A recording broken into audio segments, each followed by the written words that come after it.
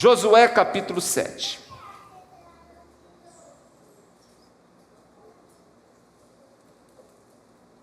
Amados, livro de Josué é o primeiro livro histórico depois do Pentateuco. Você vai falar, pastor, por que esse texto o senhor escolheu? Na verdade, eu ia trazer uma outra palavra. Eu ia trazer uma palavra. Eu tô lutando com aquela palavra já faz algum tempo. Até falei com a Rosana semana passada. Eu estou com essa palavra pronta para pregar no Natal. E Deus disse, não, você não vai pregar essa palavra, você vai pregar essa.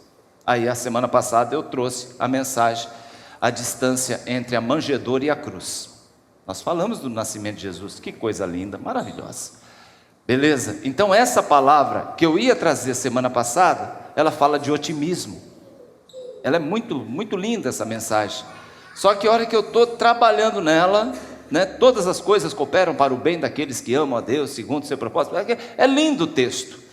E aí eu estou trabalhando nela e de repente, eu sinto no coração. Não veio o anjo, não houve uma voz do céu, mas sinto no coração, falou, vai em Josué, capítulo 7. Eu penso, Senhor, mas capítulo 7 é pesado para um culto desse, um culto de celebração de ação de graça. Eu falo, vai lá, você vai entender no final, que no final todas as coisas cooperam para o bem. E aí eu busquei, fui lá no Josué capítulo 7, e nós vamos saber aqui, nós vamos conhecer a história de Acã. Acã foi um dos guerreiros de Josué na invasão e na tomada de Canaã.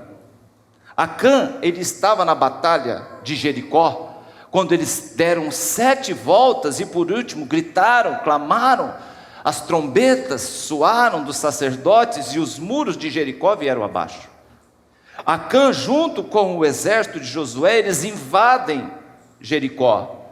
E ali nessa que eles invadem Jericó, eles estão levando uma orientação, uma ordem a ser obedecida pelo exército, não simplesmente uma ordem pessoal de Josué, mas uma ordem de Deus.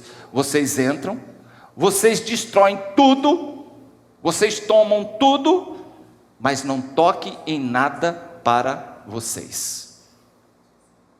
E seja para o templo, não toque nada, porque eu não quero que vocês tomem nada como anátema.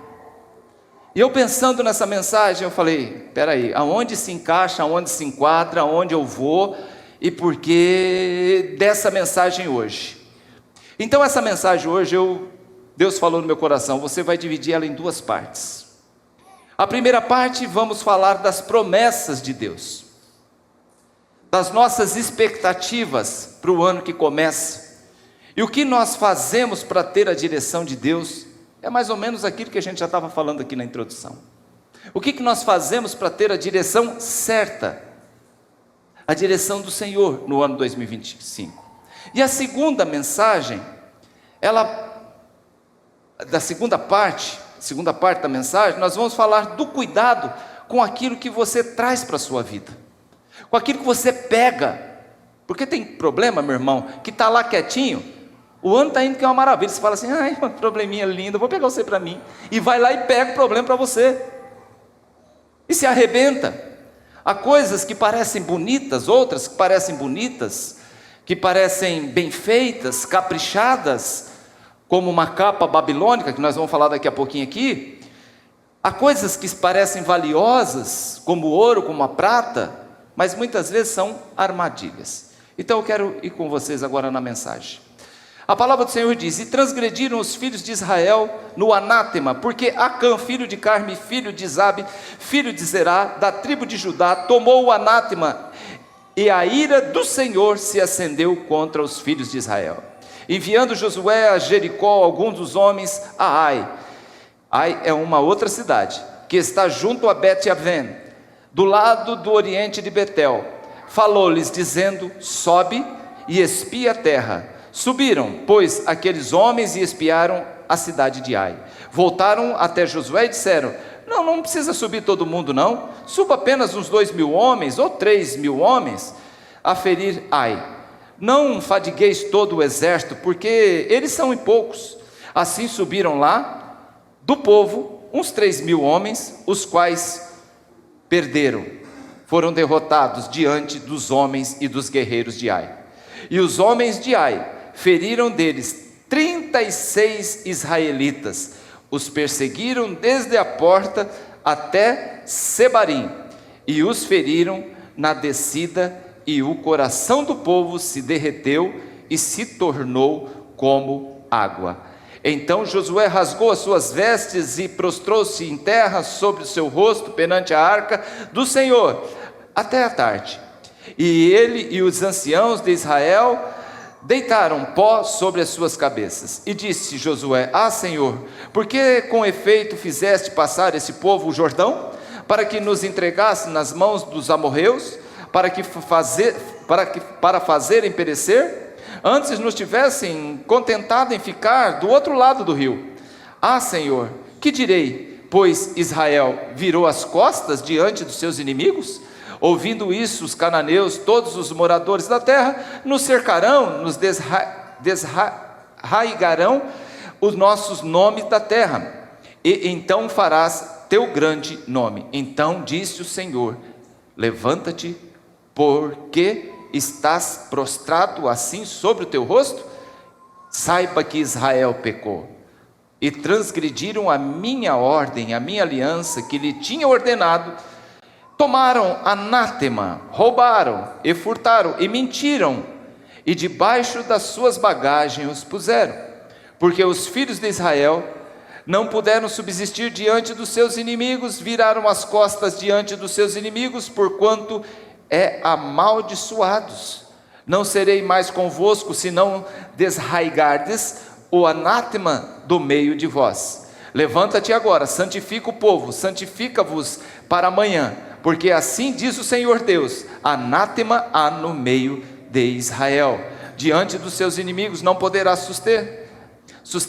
suster-te, até que tirareis o anátema do meio da nação. Amanhã, pois, vos chegareis segundo as vossas tribos, e será a tribo que o Senhor tomar, chegará segundo as famílias, e a família que o Senhor tomar, chegará segundo a casa, e a casa que o Senhor tomar, chegará ao homem por homem.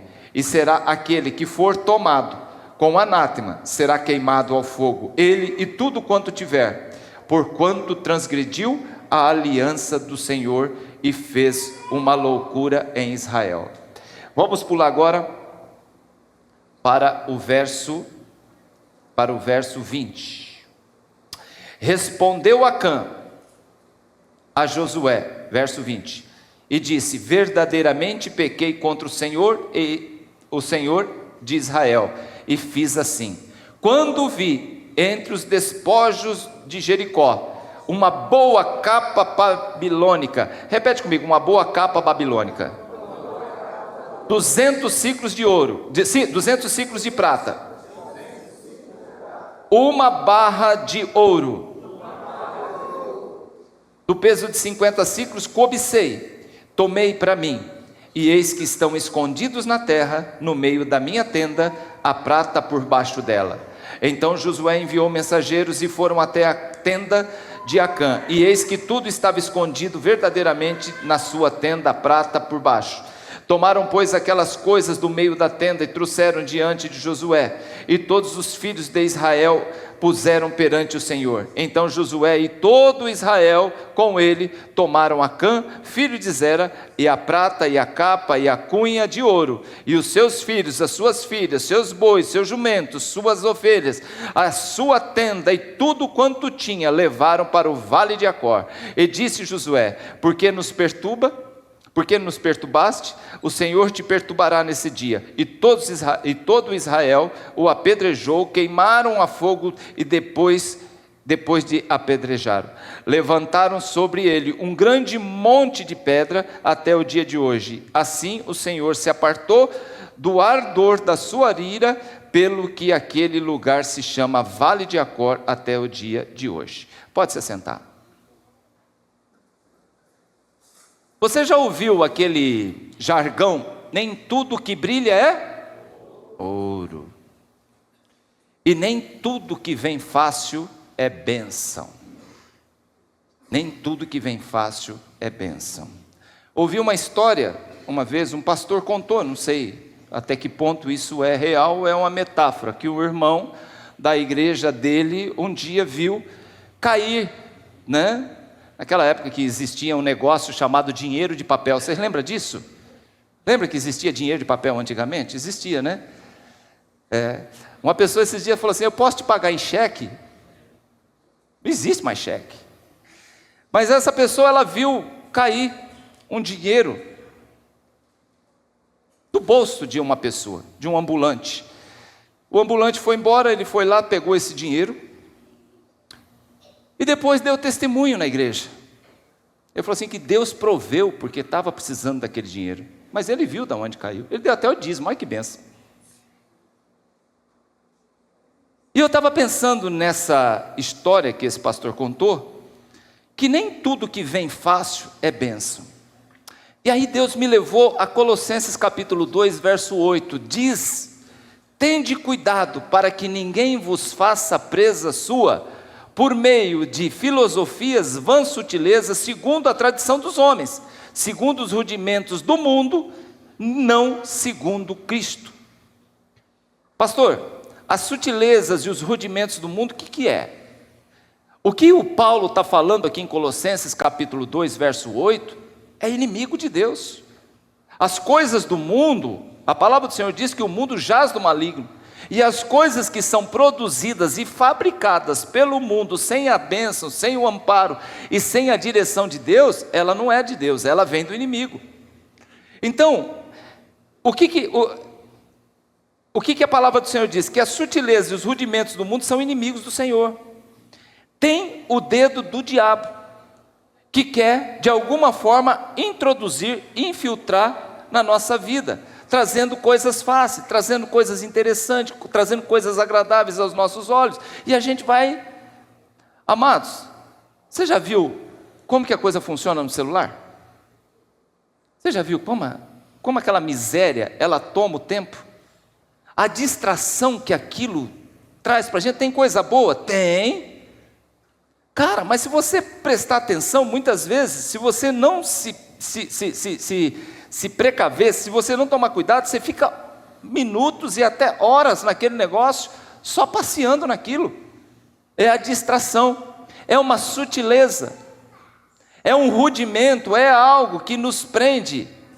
E ali você vê vários assuntos e a tua cabeça, sua mente não está preparada para absorver tanta informação. Você sabe por quê? Você não se concentra em nenhuma delas. Você começa a viajar, porque uma hora está falando de um determinado assunto, outra hora, aí você muda, aí está falando de outro, aí você muda. Você percebeu que ela não segue uma linha? Aquilo é exatamente para nos contaminar. Estava até um meme legal hoje, esses dias, que eu estava vendo um meme, estava escrito assim, ó: entre e eu devolverei a sua vida. Aí a pessoa entra e fala: dá seu celular? A pessoa dá, ele quebra, pronto, sua vida está devolvida. Vá viver a sua vida. Eu achei assim de uma sabedoria, porque é isso mesmo. Hoje a última coisa que você faz antes de dormir é olhar para ele, e a primeira coisa que você faz quando você acorda é olhar para ele também. É meu despertador, pastor. Apagar a mulher do Yakult. Dá licença, que despertador, nada. Para com isso. Despertador é aquele que buzinava lá, toda manhã lá. Gente, e assim, então, tem muitas coisas, e tem coisas que eu estava olhando um pouquinho dentro disso aqui, que essas sutilezas, esses rudimentos são inimigos de Deus. Tem o dedo do diabo que quer infiltrar coisas da nossa vida, e se possível, só para você. Ninguém precisa saber. Tem coisas que a gente vê, que a gente observa, que a gente pega, que assim, é como se fosse um sopro no nosso ouvido. Isso aqui ninguém precisa ver. E eu aprendi algo na minha vida que, se não pode ser dito ou mostrado, não faça. E é algo que eu ensinei para meus filhos. Se não pode ser dito, se não pode ser divulgado, se não pode ser mostrado, então não faça. Tem coisa errada nesse negócio. Que segredo, meu irmão, você só tem um, com o Senhor. aquilo que for feito às escondidas, o próprio Senhor, Ele diz na sua palavra, no Evangelho de Marcos, aquilo que for dito às escondidas será revelado nos telhados. Será revelado nos telhados. A palavra do Senhor diz que nós teremos que dar conta de cada palavra que nós dissemos, que cada palavra que nós falamos aqui, enquanto nós vivemos. Aqui, eu queria entrar aqui já no contexto da história. Israel finalmente ele chega em Canaã. Chega à tão sonhada terra prometida. Olha que legal. O Moisés, ele entrega o cajado para Josué e fala: daqui para frente é com você. Josué fica meio temeroso, porque sabe a luta que foi esses 40 anos com Moisés, a luta que ele teve com esse povo, com esse rebanho. Falou: tem certeza? Aí o Moisés fala assim: a ordem veio lá de cima. Josué ainda está, se você pode pegar a tua Bíblia, no Josué capítulo 1, e o Senhor chega para Josué e fala assim: é certo, é isso mesmo, levanta, põe-te de pé, porque você é o responsável em passar esse povo o Jordão, para a terra que eu prometi aos seus pais. Então Israel chega, depois de 40 anos, repete comigo, 40 anos. 40 anos é muito, é pouco, gente? É muito, é muito, é muito tempo. Seu líder agora é Josué, responsável por fazer a transição de um povo. Não é só fazer a transição de um povo atravessando um rio, é fazer a transição de um povo que foi escravo a um povo agora dono de terra. Olha como é interessante isso. Um povo que viveu 400 anos na escravidão do Egito, debaixo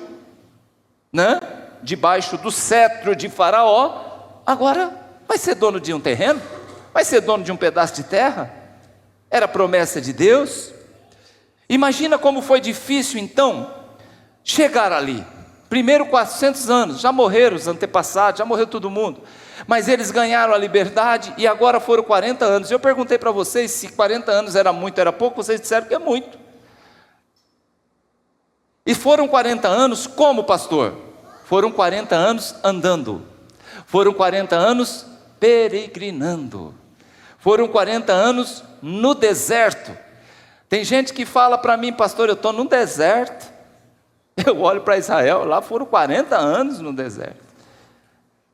Quantas lutas, quantas situações esse povo passou no deserto, quantas perdas, quantos anos, sabe fazendo o que, gente? Andando. E eu quero que você guarde essa palavra, andando. Eu quero que você guarde esse termo aqui, no gerúndio, andando. Andando como, pastor? Eu digo para vocês, sem propósito. O que esse povo tinha? Nada. Apenas a missão de andar. Pensa num povo que não tinha um ano novo como nós vamos ter agora, diferente, onde a gente faz planos, faz sonhos. Eu vou viajar, eu vou mudar de emprego, vou começar o ano na faculdade, vou começar uma escola bíblica, ou fazer um curso de teologia, eu vou. Não, esse povo virava o ano. E qual era o objetivo do próximo ano? Andar. Vamos andar. Espera aí, mas nós não vamos chegar? Não, nós vamos andar, caminhar. Uma vida sem propósito faz a gente só andar. É essa daqui a rema. É aqui que eu quero que você pega. Quantas pessoas que perderam tudo durante o andar, a caminhada. O que acumularam de bom? Nada, só andou. Por quê? Não tinha propósito. A missão dessas pessoas aqui, nesses 40 anos, foram apenas andar. Amados, a distância de Gósen, no Egito, até Canaã, andando, se você estiver andando bem, tal, será de apenas 11 dias. Como muita gente saiu do Egito, 606 mil pessoas. Isso você multiplica, porque isso é homens acima de 20 anos, pronto para a batalha. 600, pastor, mas por que fala 3 milhões? Multiplique esse trem, você vai ver. acima de 20 anos, casou, já não é mais 600 mil, já virou 1.200.000. Ah, mas é só 1.200.000, aí não tem filho? E esse povo não tinha filho? E quantos filhos tinha? E os avós, e os idosos?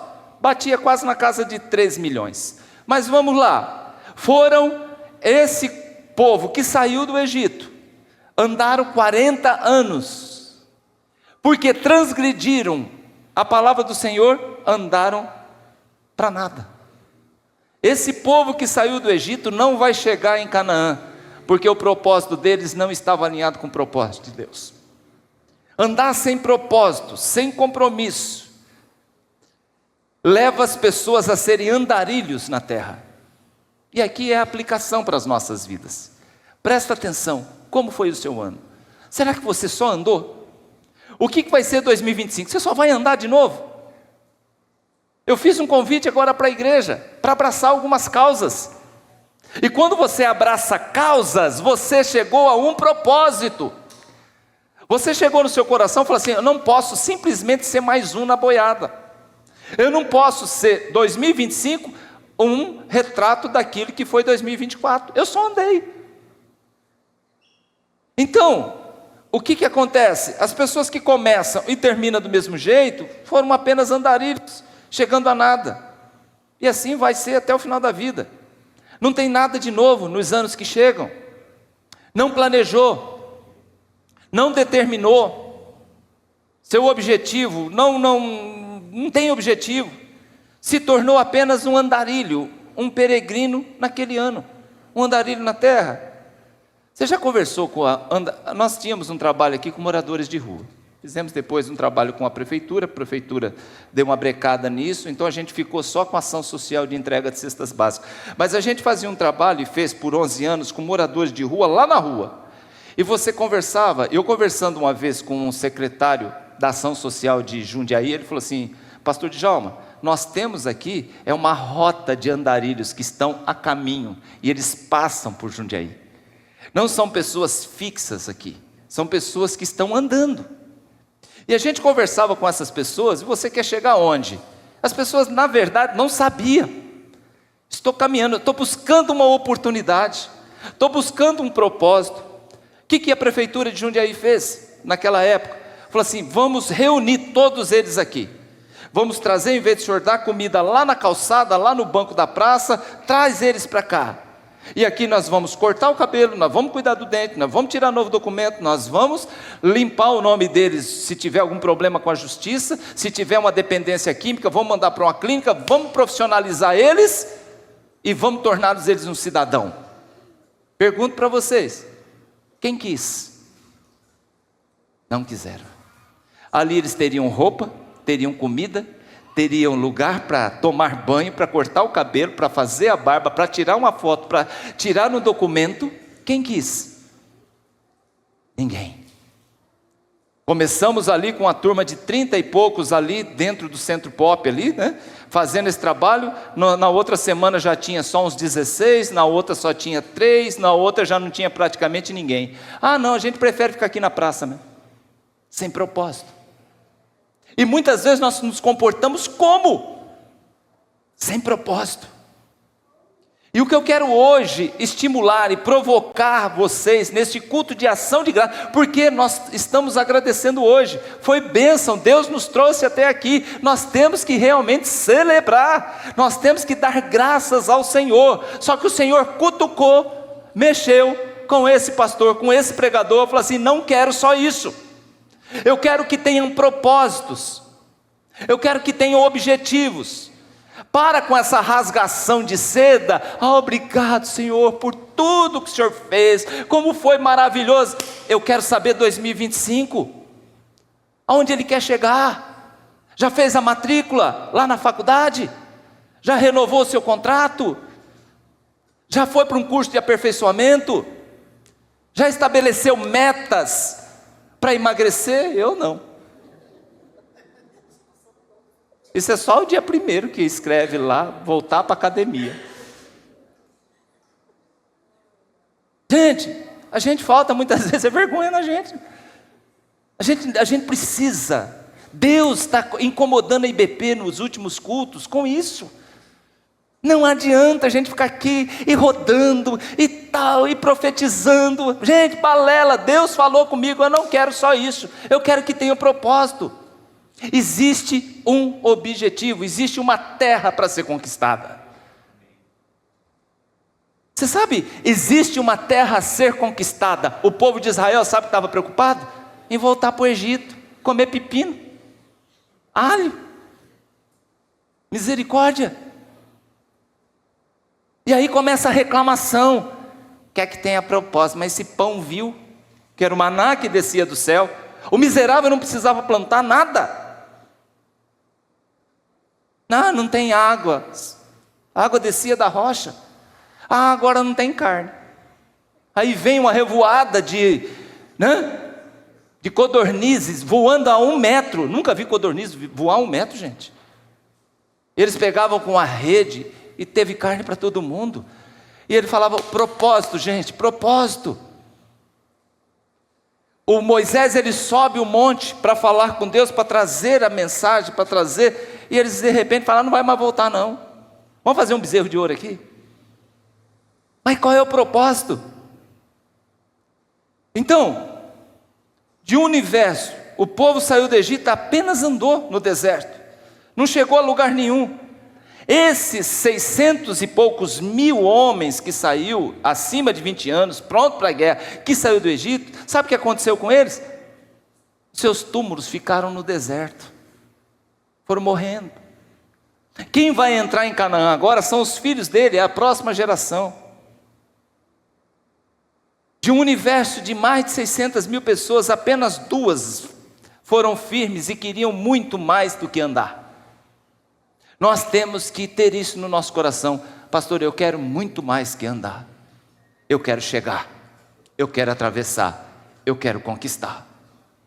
Amém, amados? Repete comigo, chegar, atravessar e conquistar. É exatamente isso que Deus quer de nós: andar, chegar, atravessar, conquistar e desfrutar. Não faz nenhum sentido apenas andar, se não tem um propósito de chegar. E para quem não sabe para onde vai, qualquer caminho, qualquer lugar serve, né?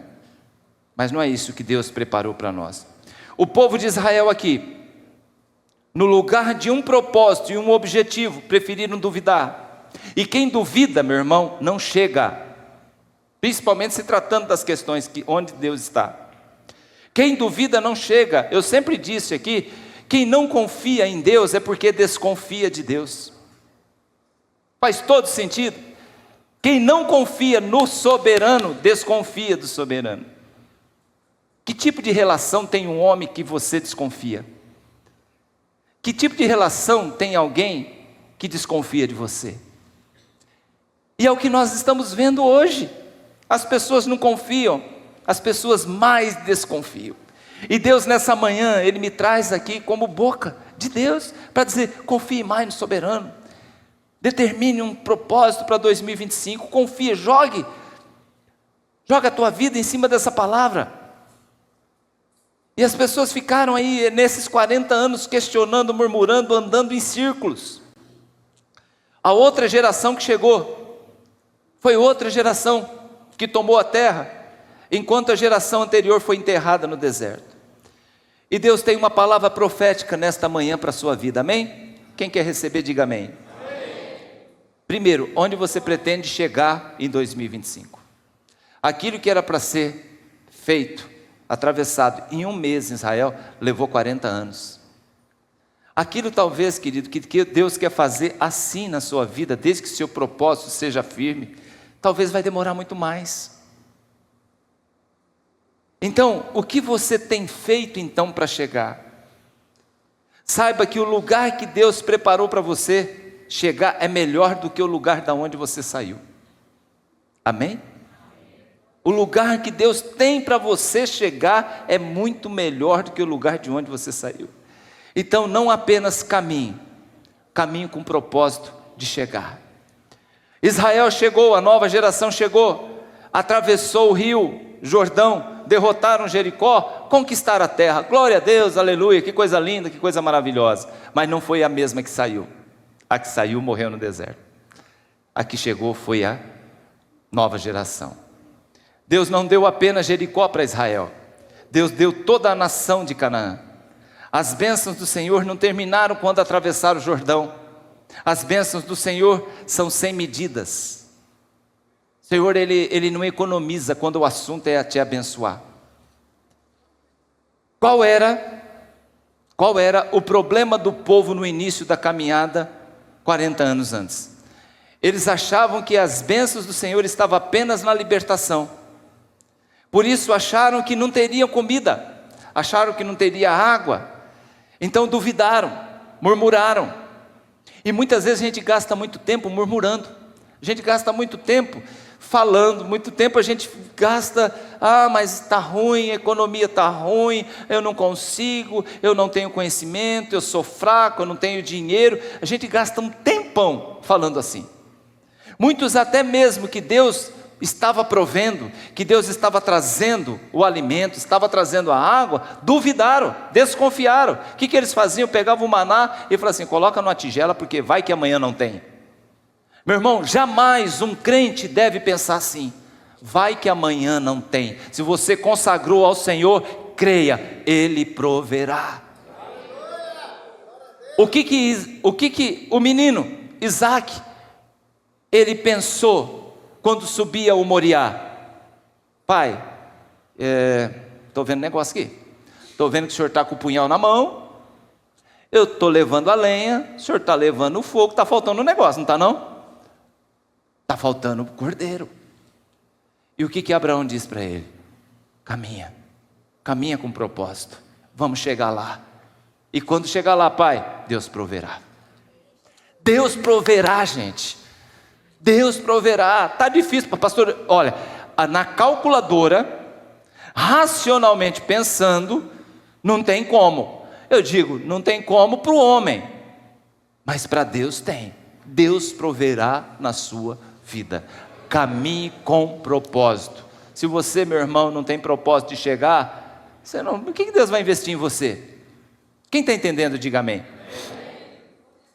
Deus sustentou esse povo 40 anos e nunca faltou o pão, a água, a carne, a sombra de dia e a coluna de fogo à noite. Nunca. Nós precisamos ter fé, precisamos ter confiança no eterno para o novo ano. Ano que você vai chegar em nome de Jesus.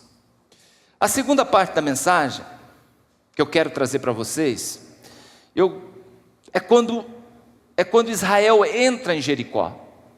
E Deus diz aqui, o começo do texto que a gente leu: ataque, destrua, mas os despojos não tome para si, porque são anátema. Eu queria abrir um parênteses aqui, porque entrar, destruir tudo, significa que Deus é mau.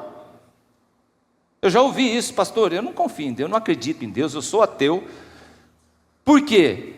Um Deus que na Bíblia manda matar, um Deus que manda destruir, acabar com tudo. E aqui muitos não entendem a estratégia militar de Deus na ocasião daquele tempo. A jihad, que significa guerra santa, parece ser para muitos uma guerra de condenação.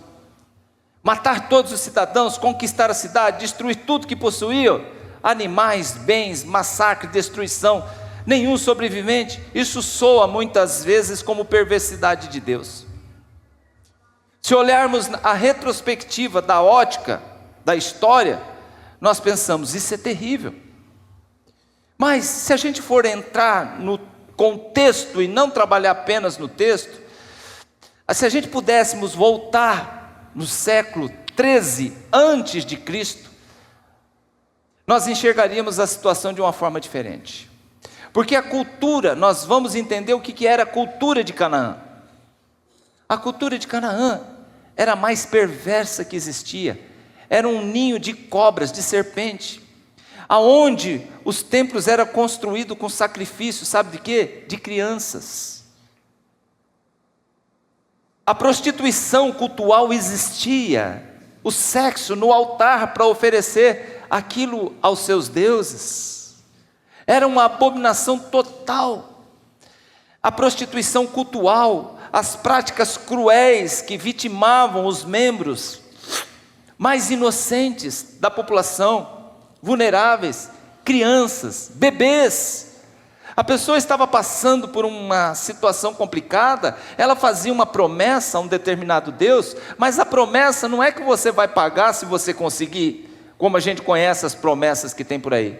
Se a santa me ajudar, eu faço isso. Não, as promessas eram um sacrifício antecipado. Eu pego o meu bebê e eu consagro ao Senhor, eu entrego ao Senhor esperando essa bênção. E você sabe que tipo de consagração era essa? Era colocar dentro de uma estátua de bronze, um barrigudo desse tamanho, com os braços esticados assim, você colocar uma criança naquilo lá, tá? Sendo que lá dentro está incandescendo a não sei quantos graus. Aquela estátua de ferro, de bronze, ela já está toda vermelha, e uma criança era colocada ali como sacrifício. Isso é Canaã.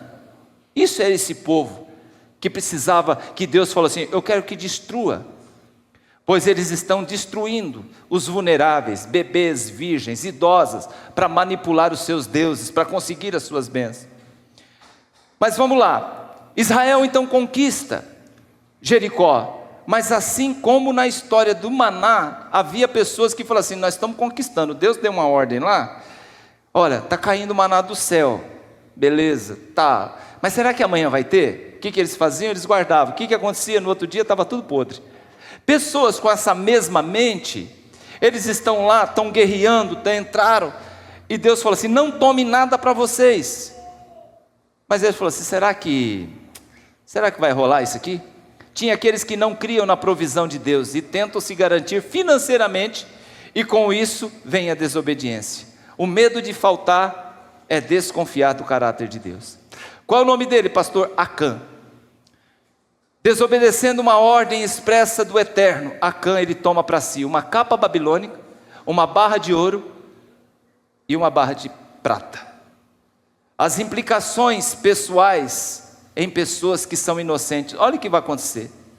Essa desobediência gerou dano no estado, na tribo, no clã, na família de Acã e na vida do próprio Acã. Será que vale a pena arriscar em desobedecer Deus? E eu estava pensando nisso aqui.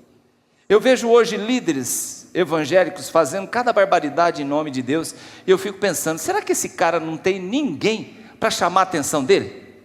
Rosana sempre fala isso. Mas Djalma, a lambança que esse pastor está fazendo, será que a mulher dele está concordando com isso? Eu olho para ela e falo: você, né? Eu sou casado e bem casado, aleluia. A Rosana fez um negócio essa semana, posso falar? Eu tenho que falar isso, amor. Eu tenho que falar, eu tenho que desabafar com o povo. Ela falou: nós somos casados há quantos anos? Eu falei: 37. Ela falou: peraí. Correu lá, pegou uma calculadora. 37 significa quantos meses, quantos dias, quantas semanas, quantas horas, quantos segundos. Eu falei: gente. Falou assim: olha que eu sofro, filho.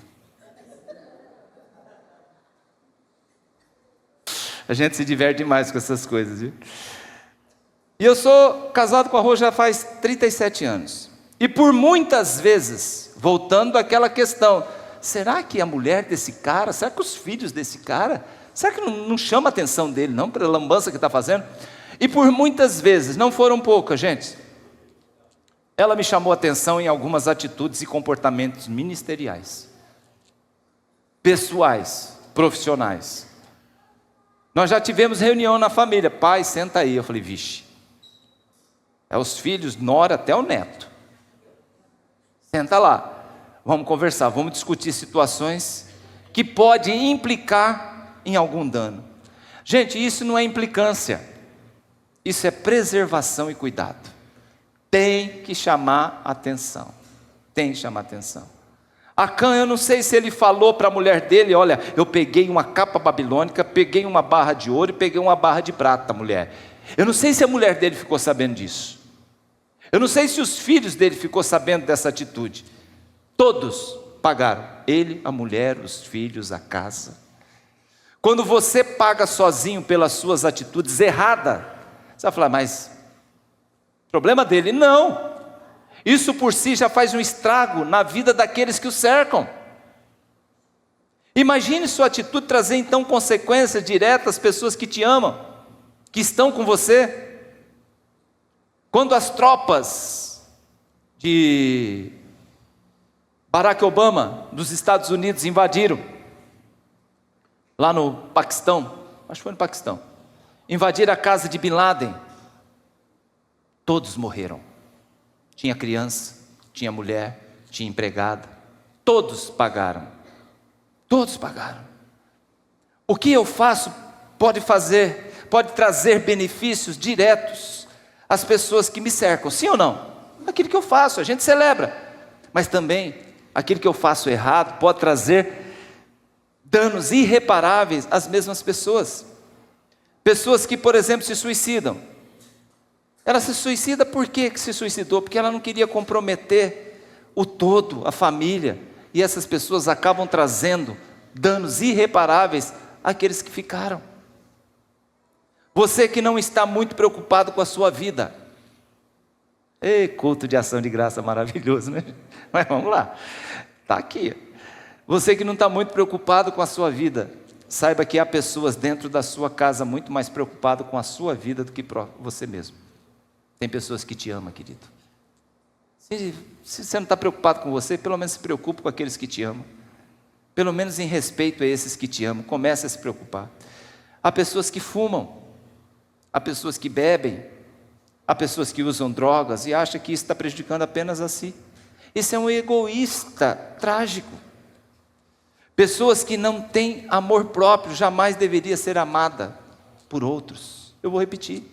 Pessoas que não têm amor próprio jamais deveria ser amado por outros. Você acha que o castigo de Acã, o que aconteceu?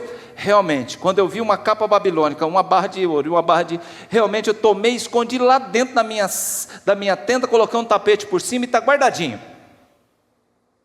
Beleza, você vai morrer. Acã, a esposa, os filhos, o gado, as ovelhas, tudo que você tem vai ser queimado, junto com essa tenda, junto com essa capa babilônica, junto com essa barra de ouro e essa barra de prata. Você vai falar: pastor, mas que trágico, será que não tinha outro jeito? Vai perguntar para a esposa, para os filhos dos 36 guerreiros que morreram na batalha de Ai. Você acha que o castigo de Acã foi muito severo por parte de Deus? Saiba aqui que as consequências do erro ganancioso de Acã levou o castigo outras 36 famílias que perderam seus entes queridos numa batalha teoricamente simples. Quando a desobediência, até as questões mais simples, se tornam um martírio. 36 homens, soldados de Israel, que talvez tenham feito tudo certo, que talvez obedeceram e não prevaricaram, agora pagam com as suas vidas o erro de um único homem chamado Acã. A régua de Deus é justa. Uma capa babilônica, uma barra de ouro, uma barra de prata foram destruídos juntamente com Acã, sua família, junto com toda a sua tenda e suas posses. E eu pergunto: Acã, será que valeu a pena? Se Acã tivesse tido perdão, será que futuramente ele não faria a mesma coisa? Deus eliminou o problema do meio do arraial. Foi o que nós lemos aqui no verso 26 do capítulo 7. Será que vale a pena, gente, brincar com o sagrado? Talvez você não tomou uma capa babilônica, talvez você não tomou uma barra de ouro, talvez você não tomou uma barra de prata, mas você tem levado para a sua vida, isso era considerado dentro do contexto anátema. O que é? Maldição. Será que valeu a pena? Talvez você não pegou nada disso, talvez não é isso que você tomou, mas será que você não está levando outras coisas para a sua vida, para a sua casa, para a sua família? Será que vale a pena brincar com o sagrado? Com aquilo que Deus diz não, você diz sim? Quem vai ganhar? Será que vale a pena colocar em risco a salvação pela ganância? E é o que nós estamos vendo isso hoje. Será que vale a pena manchar o nome e a honra de um pai de família por 5 minutos de prazer com uma estranha? Será que vale a pena, gente? Será que vale a pena ser lembrado lá no futuro como um homem ou uma mulher que comprometeu a paz e as virtudes familiares? Será que vale a pena? Nós estamos aqui nos preparando hoje para 2025. Esse culto de ação de graça é para mostrar como Deus é misericordioso, como Ele é bom, como Ele nos quer. Porque, irmão, a exortação ela existe para que a gente cresça, para que a gente avance, para que a gente vença, para que a gente derrote todos os inimigos que vêm à nossa frente. Não tome nenhuma atitude que de alguma forma venha comprometer sua vida com Deus. Segundo, que venha comprometer a sua vida com a sua família. Terceiro, que venha comprometer a sua vida com a sociedade. Que venha comprometer a sua vida com a sua igreja, que é uma extensão da sua família. Trabalhe, lute, se esforce, exercite sua fé, cuide da sua vida com Deus, para ser lembrado com orgulho pela descendência. Você pode chegar para mim e dizer: pastor, o meu nome, a minha história já está manchado, comprometido pelos erros passados. E eu digo que o conserto será feito em nome do Senhor Jesus. E você tem condição de colocar a tua casa em ordem novamente. Apenas tira o lixo, tira o anátema, tira aquilo que desagrada a Deus dali. Eu digo sempre que a senha do perdão é o arrependimento. Quando você se arrepende, Deus perdoa. Agora você terá que ter muito... Pastor, mas eu fiz tudo. É claro, agora você tem que trabalhar mais. Agora tem que se esforçar muito mais, né, do que faria na normalidade. Você ainda pode ser grande, você pode ser admirado, você pode ainda ter o apreço das pessoas. Mas o preço será mais alto, porque há um conserto, está havendo um conserto. Paulo foi um desses. Paulo é um exemplo que teve que se esforçar muito, demais, do que os demais apóstolos, uma vez que o seu currículo tinha manchas do passado, mas ele conseguiu. E aqui nós já vamos para a conclusão. Cuidado com as suas decisões e atitudes nesse ano novo.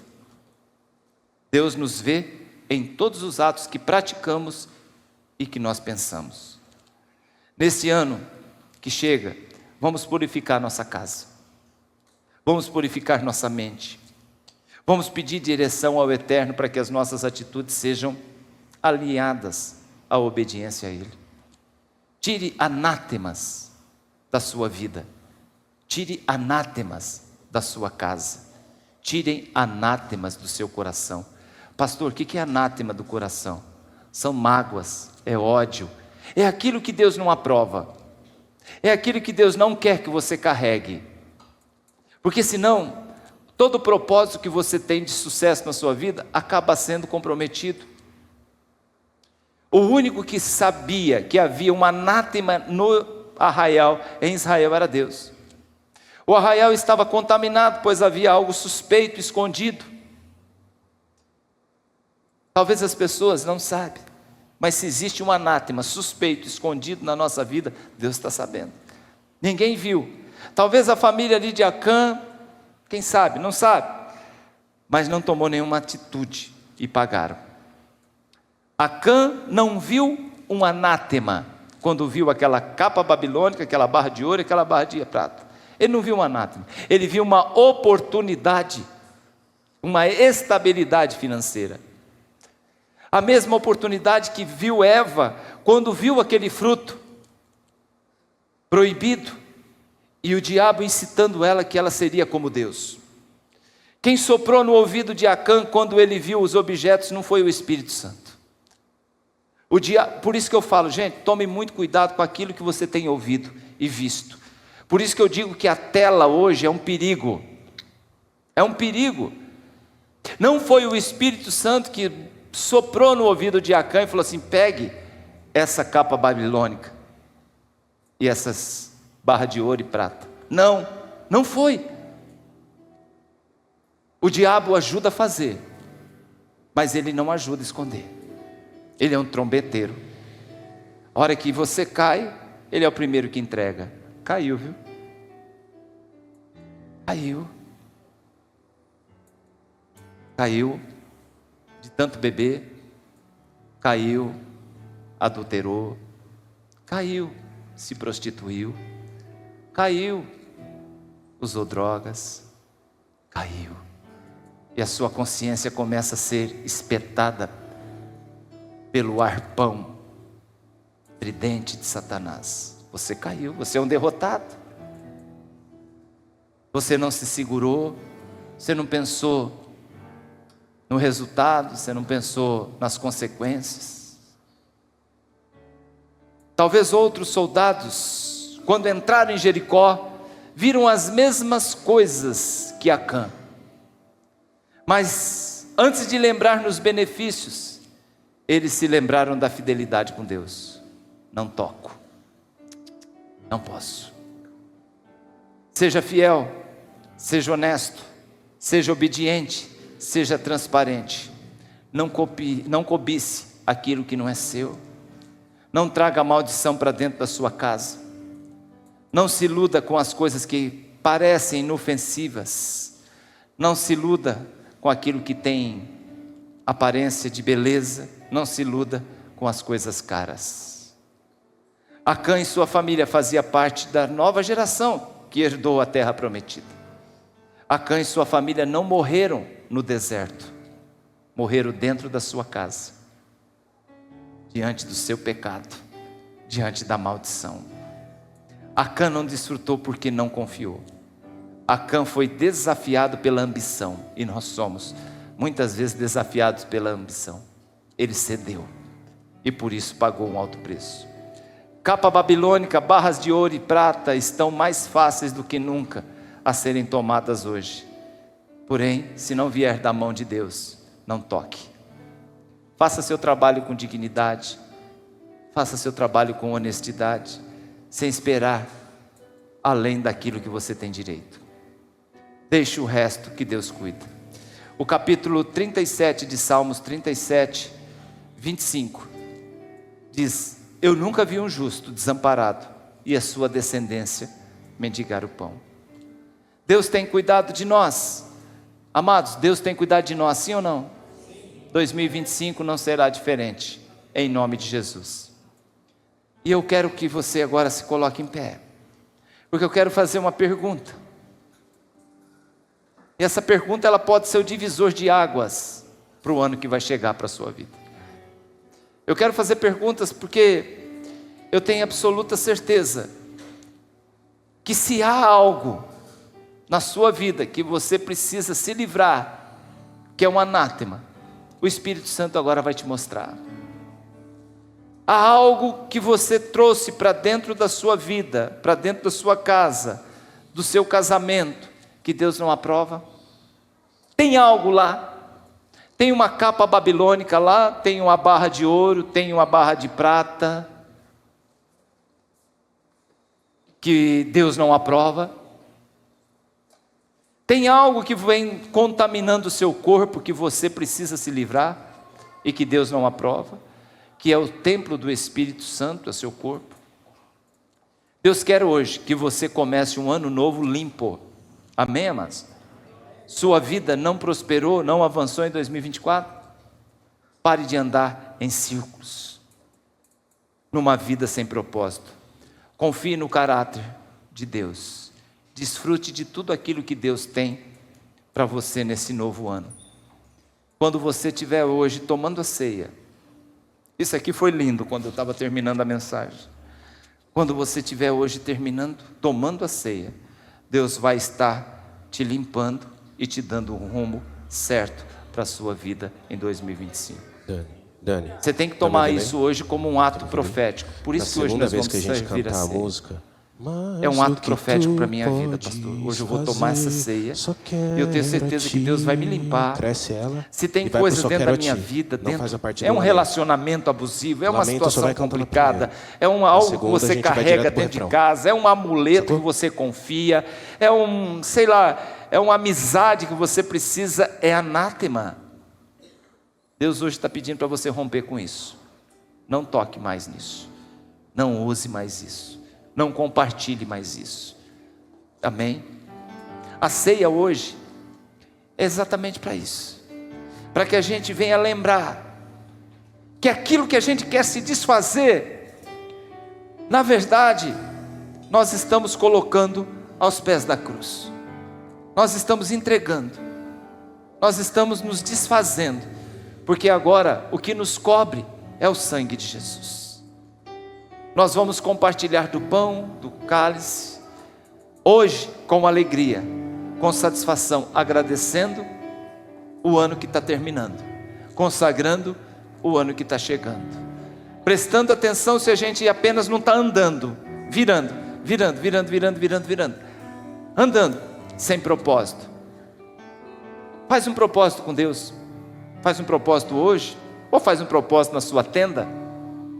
O que você quer para 2025? Não seja ganancioso, mas seja ousado. A sua ousadia tem tudo a ver com a confiança que você vai depositar em Deus em acontecer. Porque a ganância ela não vem naquilo que você pensa e tem em relação a Deus. A ganância vem quando você observa as suas qualidades, o seu potencial, e eu vou vencer. Eu sou o cara, isso eu domino. Eu vou arrebentar 2025 porque eu conheço, porque eu sou do ramo. Ousadia não. Ousadia é quando você diminui, fala assim: eu não sou nada, mas eu sei, eu conheço um que é. Eu conheço um que vai fazer a diferença em 2025. Eu conheço um que vai mexer as peças no momento certo.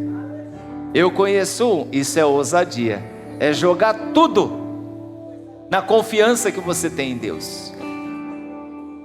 Você é ganancioso, você é ousado.